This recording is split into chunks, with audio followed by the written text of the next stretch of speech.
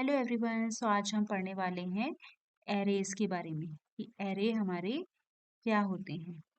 अभी तक आपने जितने भी प्रोग्राम्स पढ़े थे इसमें हम क्या करते थे, किसी एक वेरिएबल में एक ही टाइप का वैल्यू स्टोर होता था। मीन्स अगर आई है तो उसमें या तो वन स्टोर होगा, या फिर उसमें क्या स्टोर होगा टू, या एक्स है तो उसमें भी वन स्टोर होगा, या फिर क्या स्टोर होगा टू या थ्री, या जो भी आपकी वैल्यू है। आप एक से ज़्यादा वैल्यू उसमें स्टोर नहीं कर सकते। मान लीजिए किसी प्रोग्राम में अगर आपने x की वैल्यू 1 दी थी और बाद में आपने उसी प्रोग्राम में x इज इक्वल टू 2 दे दिया है, तो जो ये पुरानी वाली वैल्यू है वो डिस्कार्ड हो जाएगी और ये न्यू वाली वैल्यू क्या हो जाती थी, स्टोर हो जाती थी। बट अब हम यहाँ पे क्या पढ़ेंगे, ऐसे वेरिएबल जिसमें एक से ज़्यादा वैल्यू भी क्या हो सकती है, स्टोर हो सकती है, और उन्हीं को हम क्या बोलते हैं, एरे बोलते हैं। राइट। अब मान लीजिए आपको क्या करना है, आपके पास 100 स्टूडेंट्स हैं। राइट, आपके पास 100 स्टूडेंट्स हैं और आपको इनकी एज क्या करानी है, पहले तो स्टोर करानी है, फिर उसके बाद आपको डिस्प्ले भी कराना है। राइट। तो अगर हमने अभी एरे नहीं पढ़ा है जैसे, तो उसके अकॉर्डिंग हम क्या करेंगे, 100 स्टूडेंट हैं तो पहले वाले के लिए मान लीजिए हमने ए डिक्लेयर कर दिया, तो इसमें इसकी एज डाल दी 3, बी डिक्लेयर कर दिया इसमें डाल दी 4, सी डिक्लेयर कर दिया इसमें डाल दी 5, डी डिक्लेयर कर दिया इसमें डाल दी 6। तो ऐसे हमें कितने डिक्लेयर करने पड़ेंगे वेरिएबल, टोटल 100 वेरिएबल्स। तो पहले हमें वेरिएबल डिक्लेयर करने पड़ेंगे, फिर उसमें वैल्यू स्टोर करनी पड़ेगी, उसके बाद हम इन सबको क्या कराएंगे, डिस्प्ले कराएंगे, जो कि हमारे कितने वेरिएबल है, 100। तो उससे हमारा प्रोग्राम क्या हो जाएगा, काफी लेंदी हो जाएगा। तो इसी प्रॉब्लम को सॉर्ट आउट करने के लिए हम किसका कॉन्सेप्ट पढ़ते हैं, एरे का, जहाँ पे हम एक टाइप की वैल्यू को एक वेरिएबल में स्टोर करा सकते हैं। राइट। तो एरे हमारे क्या होते हैं, it is the collection of similar type of data items, और जो आइटम्स रहते हैं उन्हें हम बोलते हैं एलिमेंट। एरे के एलिमेंट हम उन्हें कहते हैं। राइट। एरे हमारे क्या हो गए हैं, array are the collection of similar data items. Right. Similar data item का मतलब क्या है, मान लीजिए कोई ए नाम का एरे है तो उसमें या तो फिर इंटीजर ही आएंगे, या फिर क्या आएगा, फ्लोट ही आएगा, या फिर क्या आएगा, सिर्फ कैरी आएगा। ऐसा नहीं होगा कि किसी एक एरे में आप इंटीजर भी डाल रहे हैं, फ्लोट भी डाल रहे हैं, कैर भी आ रहे हैं, ऐसा नहीं होता है। हम क्या पढ़ रहे हैं, सिमिलर डेटा आइटम को जो स्टोर करेगा, यानी सिर्फ इंटीजर का ही एरे बनाइए, या फिर फ्लोट का, या फिर कैर का, इस तरह से। राइट। तो हमेशा एरे का नाम कॉमन होगा, मीन्स एरे को इस तरह से रिप्रेजेंट करते हैं। मान लीजिए ये एक एरे है, ए अगर एरे है तो मुझे इसके आगे क्या लगाना पड़ेगा, स्क्वायर ब्रैकेट, तो ही ये क्या डिनोट करेगा कि ये एक एरे है। तो इसके अंदर मैं कितनी भी वैल्यू डाल सकती हूँ, मान लीजिए इंटीजर्स हैं 1 2 3, ये अभी हम डिस्कस करेंगे, ये मैं सिर्फ समझाने के लिए लिख रही हूँ। इतने सारे इंटीजर्स मैंने यहाँ पे स्टोर कर दिए हैं, तो इन सब का नाम क्या है, ए ही है। इन सब का कॉमन नेम ए है, बट इसके क्या होते हैं, इंडेक्स डिफरेंट होते हैं। मीन्स जैसे हम इसको बोलते हैं 0 इंडेक्स, इसको हम बोलते हैं 1 इंडेक्स, इसको बोलते हैं 2 इंडेक्स। तो ये अभी हम डिस्कस करेंगे डिटेल में। अभी हमें सिर्फ ये देखना है कि जो एरे के अंदर आते हैं ये, इनको हम क्या बोलते हैं, एलिमेंट्स। एलिमेंट्स क्या हो गए, किसी भी एरे के अंदर जो आइटम्स है वही हमारे क्या कहलाती हैं, एलिमेंट्स कहलाती हैं। राइट। तो यहाँ पे एक ध्यान देने वाली चीज है, जैसे मैंने अभी बताया कि मान लीजिए ए एक वेरिएबल है, इसको मैं एरे बोल रही हूँ, तो मुझे इसके आगे कौन सा सिंबल लगाना है, स्क्वायर ब्रैकेट। तो ये क्या बन चुका है, मेरा एरे, और इस एरे का नाम क्या है, ए। अब मान लीजिए इंटीजर स्टोर कर रहा है, तो मैंने ले लिया यहाँ पे 3 4 5 6 7, इस तरह से मैंने ले लिया। ठीक है। तो इन सब का कॉमन नेम यहाँ पे क्या है, ए ही है ना, ए इसका एरे है, तो इसका नाम क्या होगा, सबके लिए ए होगा। तो हम इन्हें डिफ्रेंशिएट कैसे करेंगे, मान लीजिए आप बहुत सारे बच्चे क्लास में पढ़ते हैं, बट आप डिफ्रेंशिएट कैसे किए जाते हैं, with the help of your roll number. तो यहाँ पे हम क्या करते हैं, इंडेक्स नंबर होते हैं हमारे, उसकी हेल्प से हम इन्हें डिफ्रेंशिएट कर सकते हैं। और इंडेक्स नंबर को हम एक और नेम भी देते हैं जो कि क्या है, सबस्क्रिप्ट, राइट, सबस्क्रिप्ट। तो जैसे ये है 3, इसको हम क्या बोलेंगे, ये 0 इंडेक्स पे है, एरे हमेशा 0 से स्टार्ट होता है, ये 0 है, इसको हम क्या बोलेंगे, A0। A0 की वैल्यू हमारी कितनी है यहाँ पे, 3, इसको हम क्या बोलेंगे, A1। A1 की वैल्यू हमारी कितनी है, 4, ये हो गया हमारा A2, दिस इज A3 और दिस इज A4।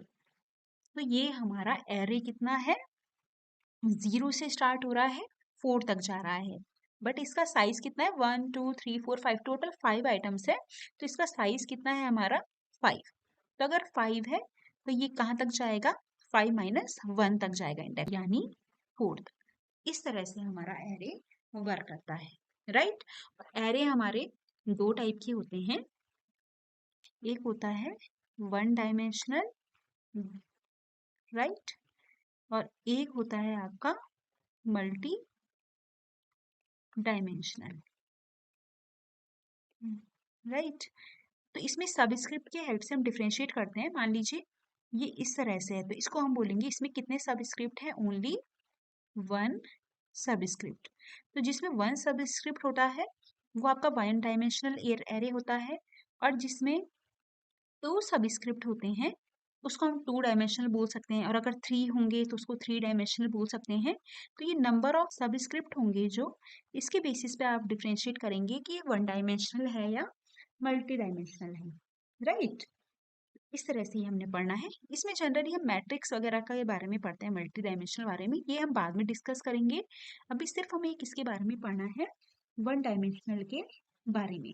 और वन डायमेंशनल एरे को हम वेक्टर्स भी कहते हैं, राइट। तो ये कभी आपसे किसी एमसीक्यू में पूछा गया तो वन डायमेंशनल को हम वेक्टर्स भी कहते हैं, और मल्टी डायमेंशनल वाली में जो टू डायमेंशनल कैटेगरी आती है उसे हम मैट्रिक्स कहते हैं, राइट। आज हम जो डिस्कस करने वाले हैं वो सिर्फ वन डायमेंशनल के बारे में डिस्कस करेंगे। तो जैसे हम अपने प्रोग्राम्स में पढ़ते थे, किसी भी वेरिएबल को यूज करने से पहले उसे हमें डिक्लेरेशन करना पड़ता है। तो जैसे जब नॉर्मली हम इंटीजर्स पढ़ते थे, हम क्या करते थे उसे यूज करने से पहले, जैसे int a, float b, char c, इस तरह से डिक्लेयर करते थे। बट यहाँ पे हम क्या पढ़ रहे हैं, एरे पढ़ रहे हैं, तो हम यहाँ क्या करेंगे, इसके आगे सिर्फ एरे का सिंबल लगा देंगे, राइट, इस तरह से। तो यहाँ पे हमने क्या डिक्लेयर कर दिया, ये वाला जो है, ये ए एक एरे है जिसमें सिर्फ किस टाइप की वैल्यू स्टोर होगी, इंटीजर्स। ये वाला जो है, ये बी नाम का एरे है जिसमें सिर्फ कैसी वैल्यू स्टोर होंगी, सिर्फ फ्लोट वाली। और ये सी नाम का एरे है जिसमें सिर्फ कैसी वैल्यू स्टोर होंगी, आपकी कैर वाली, राइट। तो इसको हम जनरली क्या बोल सकते हैं, इसमें मैंने क्या किया, शुरू में डेटा टाइप लिया है, और उसके बाद मैंने क्या किया है, एरे का नेम, राइट, और यहाँ पे आ जाएगा एरे का साइज, राइट। तो हम साइज भी यहाँ पे मेंशन कर सकते हैं। तो ये हो गया हमारा डिक्लेरेशन। अब इसका मैं एग्जांपल देती हूँ, जैसे इंट मैंने ले लिया एज नाम का कोई एरे ले लिया, और इसका साइज दे दिया मैंने 100। तो मीन्स ये जो एज नाम का वेरिएबल है, ये कितनी वैल्यू स्टोर करेगा, अप टू 100, 0 से लेकर 99 इंडेक्स तक। फ्लोट, मान लीजिए फ्लोट मैंने ले लिया सैलरी, राइट, सैलरी, इसको मैंने दे दिया 50। तो ये कितने लोगों की सैलरी स्टोर कर सकता है, 50 तक, यानी 0 से 49 तक। ऐसे कैर के लिए भी हम ले सकते हैं। तो सबसे पहले जब भी हमें किसी एरे को यूज करना है तो हमें उसे डिक्लेयर करना है इस तरह से, राइट। दूसरा होता है हमारे पास कि एरे के एलिमेंट को हम एक्सेस कैसे करेंगे, accessing elements of array, right, कि आप उन्हें कैसे मतलब एक्सेस कर सकते हैं, कैसे आप उन्हें यूज करेंगे। मान लीजिए मेरे पास कोई एरे है, इसका साइज 5 है, तो आपको पता है इसमें कितना आइटम आएंगे, टोटल 5 आएंगे। और एरे की इंडेक्स कहाँ से स्टार्ट होती है, 0 से, फिर ये 1 आएगा, फिर आपका आएगा 2, फिर आपका आएगा 3, और फिर आएगा आपका 4। तो ये जो है हमारी, इसको हम बोलते हैं lower bound of the array and this one is the upper bound of our array. तो आपको कोई भी एलिमेंट जो चाहिए, आपको किसकी हेल्प से एक्सेस करना है? With their index number. Zero का मतलब है जो सबसे पहला एलिमेंट होगा। सेकंड एलिमेंट को आप कैसे एक्सेस करेंगे? A1 की हेल्प से। थर्ड एलिमेंट को आप कैसे एक्सेस करेंगे? A2 की हेल्प से। इस तरह से आपको विद द हेल्प ऑफ सब स्क्रिप्ट आपको क्या करना है? एलिमेंट्स को एक्सेस करना है, राइट। अब तीसरा आपका कि एरे को इनिशियलाइज कैसे करना है, राइट। जैसे हम पहले भी पढ़ते थे, इनिशियलाइज करते हैं किसी भी वेरिएबल को, जैसे हम नॉर्मली पढ़ते थे int a is equal to 3, float b is equal to 4। तो ऐसा हम नॉर्मल पढ़ते थे। अब हम एरे के लिए पढ़ेंगे कि कैसे इसे इनिशियलाइज करना है। तो मान लीजिए मैं कोई एरे ले रही हूँ यहाँ पे a, और मैंने कर लिया इसको, ये एक एरे है और इसमें सिर्फ इंटीजर वैल्यू स्टोर होने वाली है, तो मैंने लिख दिया है इसे इंट a इस तरह से। अब मैं इसका साइज सपोज दे रही हूँ यहाँ पे 5। अब मैं क्या कर सकती हूँ? इसमें वैल्यू खुद इंसर्ट कर सकती हूँ। मान लीजिए मैंने डाल दिया 0, 5, 9, 6, 8, राइट। तो ये मेरा क्या हो चुका है? एरे इनिशियलाइज हो चुका है। ये मैं पहले से अपने प्रोग्राम में दे रही हूँ कि भाई मेरी 0 इंडेक्स पे कौन सी वैल्यू है? 0, 1 इंडेक्स पे 5 है, 2 इंडेक्स पे 9 है, 3 इंडेक्स पे 6 है और 4th इंडेक्स पे क्या है? मेरा 8 है। इस तरह से मैं क्या कर सकती हूँ? इसको इनिशियलाइज कर सकती हूँ। आप यूजर के थ्रू भी इसको इनिशियलाइज करवा सकते हैं। इसको हम एक प्रोग्राम के थ्रू इजीली समझ सकते हैं। Let me show you. यहाँ पे मैं कमेंट लिख रही हूँ, प्रिंट एरे एलिमेंट्स, राइट। सबसे पहले as usual include studio dot h, फिर यहाँ पे आपका मेन फंक्शन। अब यहाँ पे मैं एक प्री डिफाइंड एरे ले रही हूँ जिसमें एरे की वैल्यू पहले से हम इंसर्ट कर रहे हैं। इंट ए, यहाँ पे मैं 5 ले लेती हूँ जैसा पहले लिया था, और सेम वैल्यू मैं डाल लेती हूँ यहाँ पे जो थी 05968। तो 0, 5, 9, 6 और 8। तो ये क्या हो चुका है? मेरा एरे साथ साथ डिक्लेयर भी हो चुका है और इनिशियलाइज भी हो चुका है। तो आपको सबसे पहले क्या प्रिंट कराना है? 0 एलिमेंट, फिर फर्स्ट एलिमेंट, फिर सेकेंड, फिर थर्ड, फिर फोर्थ। इस तरह से प्रिंट कराना है। तो मैं चाहूँ तो या तो नॉर्मल एक एक करके प्रिंट लिखूं, राइट। तो प्रिंट है, अब ये आपका इंटीजर है तो परसेंटाइल डी कॉमा ए 0, राइट ना। मैं इसे एग्जीक्यूट करती हूँ, इसको सेव करके कंपाइलर रन करते हैं। सो यहाँ पे 0 आपका इंडेक्स आ चुका है। ऐसे मैं सबके लिए कर लेती हूँ। यहाँ पे मैं लिख लेती हूँ 1, यहाँ पे लिख लेती 2, this is 3 and this is 4। Again हम इसे कंपाइलर रन करेंगे। So compile and run this program. तो 05968 आपकी सारी वैल्यूज की आ चुकी है, प्रिंट हो चुकी है। अब मान लीजिए यहाँ पे आपकी 100 वैल्यूज होती तो आप इसको 100 टाइम्स नहीं लिखेंगे, इससे आपका कोड क्या होगा? लेंथी हो जाएगा।